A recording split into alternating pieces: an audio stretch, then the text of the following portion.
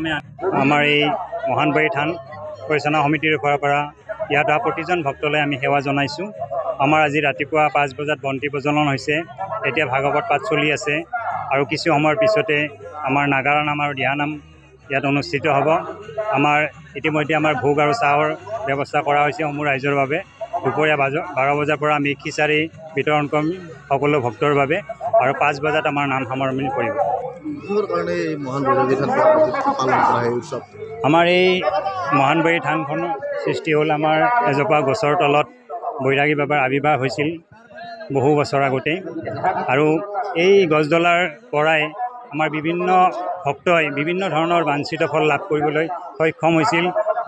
ক্ৰমান্বয়ে ৰাইজৰ মাজত যেতিয়া এইটো প্ৰচাৰ হৈ গ'ল, তেতিয়া প্ৰত্যেকজন ভক্তই ইয়াত আহি সেৱা লয়, তেওঁলোকৰ মনোবাঞ্ছা পূৰ্ণ হয়। এক অলৌকিক শক্তিৰ ভাণ্ডাৰ আমাৰ এই মহানবাৰী থানৰ যিডাল বৃক্ষ আছে, আপোনালোকে দেখিলে প্ৰত্যক্ষ কৰিব। এতিয়া সকলো ভক্তৰ বাবে কেৱল ফলেই মানে দেখুৱাই আছে, তাত পাত আপোনালোকে বিশেষ দেখা নাপায়। গতিকে এই অলৌকিক শক্তিৰ যিটো ভাণ্ডাৰ, আপোনালোক সকলোৱে এবাৰ আহি ইয়াত আমাৰ বাবাৰ সেৱা লওক, আপোনালোকৰ মনোবাঞ্ছা নিশ্চিতভাৱে পূৰণ হ'ব। হয়, এইবাৰ আমি 1,20,000 ভক্তৰ সমাগম হোৱা বুলি আমি পূৰ্বানুমান কৰিছোঁ। সেই অনুমানে আমি প্ৰস্তুতিও চলাইছোঁ। আমি সকলো ৰাইজৰ বাবে আমি খিচাৰিৰ ব্যৱস্থা কৰিছোঁ আৰু আমাৰ অতিকে গৌৰৱৰ বিষয়, এই যি আটাইখিনি খিচাৰিৰ ব্যৱস্থা কৰা এজন ব্যক্তি আমাৰ দাতা হিচাপে আগবঢ়ায়, চাও এজন ব্যক্তিয়ে আগবঢ়ায়।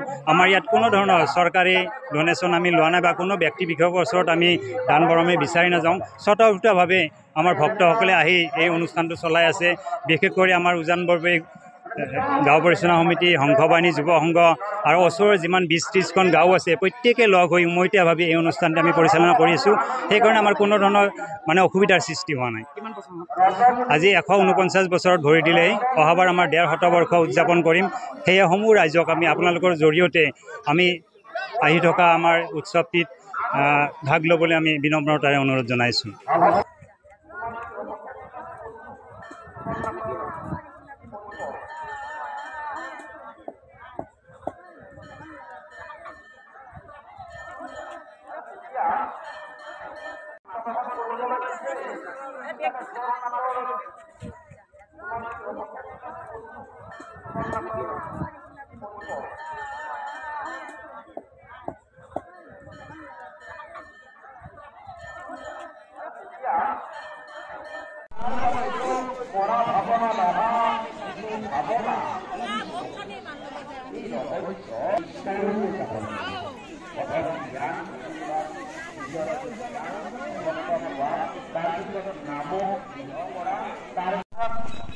পাৰ্শ্বৱৰ্তী তালুকদাৰক আমি আমাৰ ইয়ালৈ নাম পৰিভ্ৰমণ কৰিবৰ কাৰণে এগৰাকী গছৰ হেৰিটো আমি পুৰি পেলালোঁ।